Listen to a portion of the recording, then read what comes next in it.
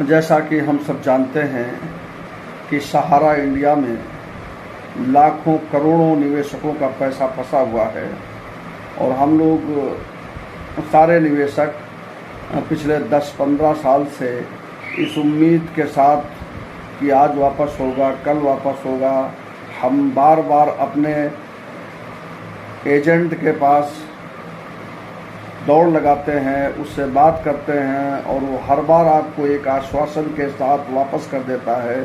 और आप इस उम्मीद के साथ अब हमें ये जानना है कि ये पैसा कब वापस होगा भी कि नहीं होगा, इसके बारे में हम कुछ बात करते हैं।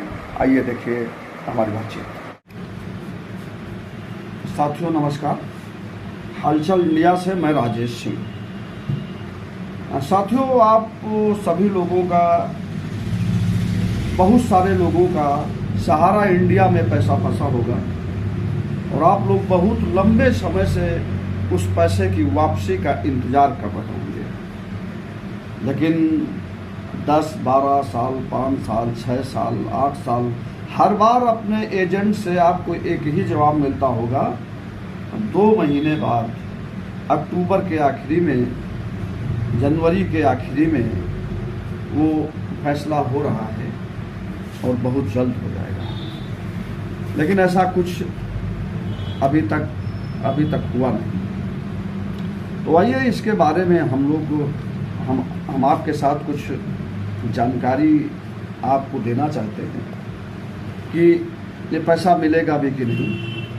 सन 2008 में आरबीआई को सहारा इंडिया में वित्तीय अनियमितताओं की कुछ शिकायत मिली थी।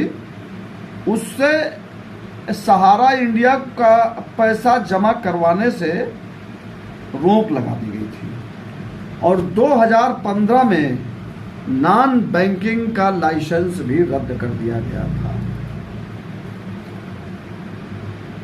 मतलब यह हुआ कि सहारा इंडिया बंद हो चुका है।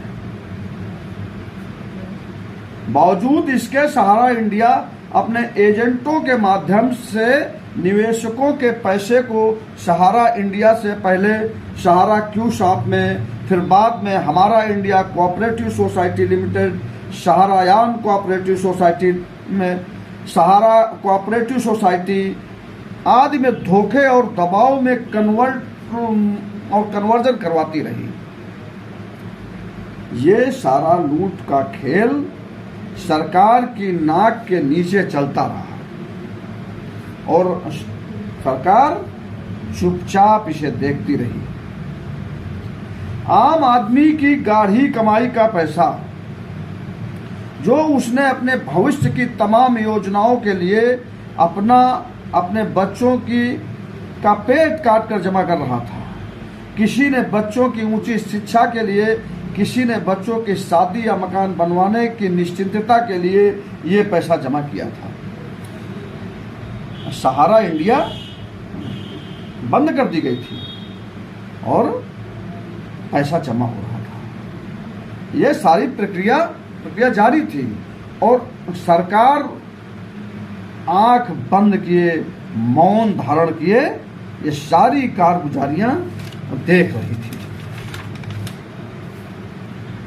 ऐसा मैं इसलिए कह रहा हूं कि सरकार के पास अपनी तमाम खुफिया एजेंसियां होती हैं जो देश में घटित होने वाली सभी गतिविधियों से सरकार को अवगत कराती रहती हैं। दूसरे यह कि सहारा इंडिया का इतनी बड़ी धनराशि का टर्नओवर क्या सेबी और आरबीआई की आंखों में नहीं खटक रहा था? इतना बड़ा टर्नओवर चल रहा था और ये सब लोग नहीं देख रहे थे। तो कुल मिलाकर यह सहारा, जो बात मैं कहना चाह रहा हूं कि यह सहारा सेबी और सरकार का मिला हुआ खेल है। हमारा कहना यह है कि सहारा सरकार से बड़ी नहीं है। तो फिर निवेशकों का पैसा वापस कराने में यह हीला हवाली क्यों चल रही है? पता नहीं कितने निवेशक पैसा मिलने की आशा लिए इस दुनिया से चले गए कितनों के बच्चे स्कूल से कॉलेज नहीं पहुंच पाए, कितनों की बेटियां बिन ब्याही बैठी हैं, करोड़ों लोगों की उम्मीद और सपने टूट गए, हजारों लोग बीमारी में इलाज के बिना मर गए। क्योंकि वो तो एक एक पैसा इसी उम्मीद के साथ जमा कर रहे थे 5 साल में मिल जाएगा, 6 साल में मिल जाएगा, कोई आपदा आती है, कोई बीमारी आती है, कुछ भी मान लीजिए आवश्यकता, तो हम इसका इस्तेमाल करेंगे। अब ये समझो कोविड जैसा भयानक संकट, ऐसे में भी सहारा ने किसी का पैसा नहीं दिया। और सहारा में फंसा पैसा मिलने की कोई समय सीमा भी नहीं दिखती, मिलेगा भी कि नहीं अभी इसमें भी संशय है। तो क्योंकि पैसा वापसी की जो प्रक्रिया बताई जा रही है वह आम आदमी के बूते का नहीं है, ना तो वह डीएम तक पहुंच पाएगा और ना ही कंपनी रजिस्ट्रार के पास, वह अपने एजेंट के अलावा किसी को नहीं जानता। ये मान लिया कि 1, 2 या 3% लोग ऐसे हैं, बाकी जिनका इन्वेस्ट है इसमें, जो भी इन्वेस्टमेंट जिन लोगों ने किया है वो बहुत दबे कुचले गरीब परिवारों से लोग हैं, उनका पैसा है। वो अपने यहाँ वीडियो को नहीं जानते, वो अपने यहाँ थाने नहीं जानते।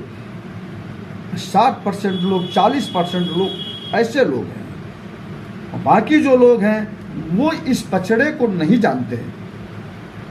13 फरवरी 2013 को सेबी ने सहारा के खातों पर रोक लगाई और संपत्ति की कुर्की के आदेश दिए थे। आज 10 साल होने जा रहे हैं, लेकिन क्या हुआ?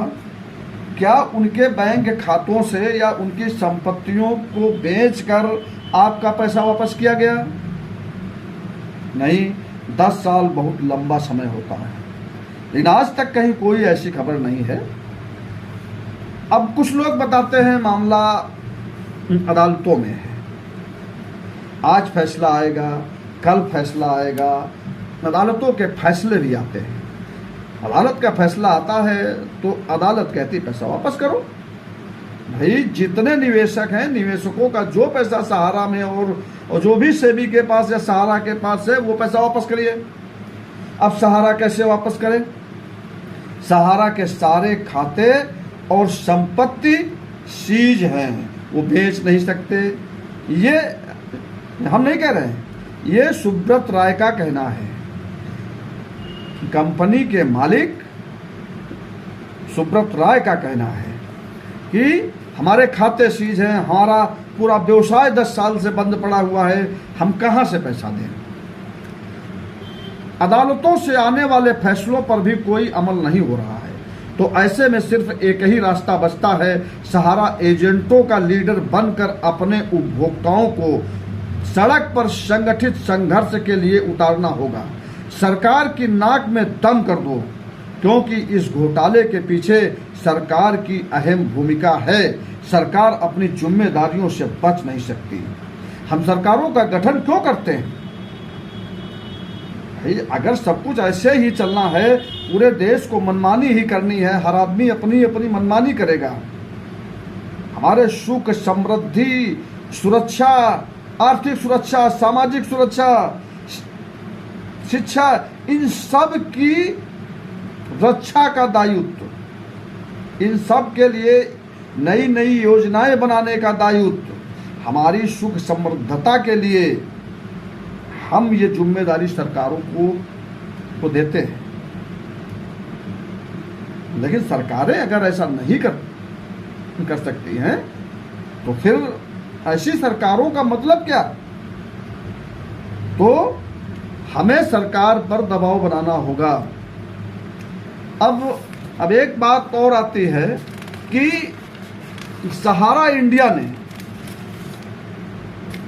सेबी को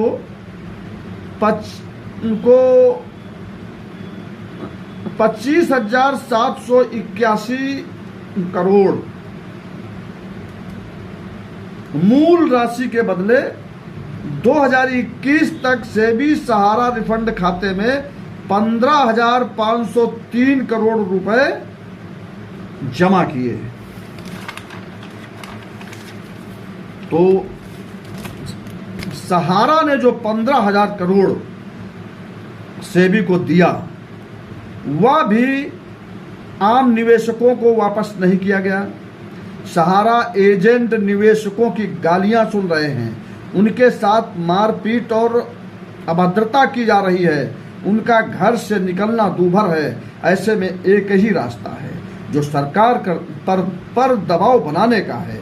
संगठित होकर निकलिए वरना पैसा भूल जाइए, या फिर तमाम उम्र इंतजार करते रहिए। अगर आपने अभी तक हमारे चैनल को सब्सक्राइब नहीं किया है तो अभी कर लीजिए, जिससे आगे की आने वाली नई नई जानकारियां हम आप तक बखूबी पहुंचाते रहें। धन्यवाद।